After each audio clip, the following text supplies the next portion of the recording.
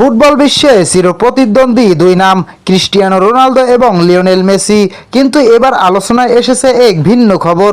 Ronaldo নাকি বলছেন Messi সর্বকালের সেরা, তার সাথে কারো তুলনা হয় না। এই বক্তব্য সামনে আসার পর ফুটবল প্রেমীদের মধ্যে শুরু হয়েছে ব্যাপক আলোচনা, কারণ বছরের পর বছর ধরে মেসি ও রোনালদোর মধ্যে কে সেরা সেই বিতর্ক কখনোই থামেনি। তবে যদি সত্যি রোনালদো এমন মন্তব্য করে থাকেন, তাহলে এটি হবে ফুটবল ইতিহাসের অন্যতম আলোচিত স্বীকৃতি।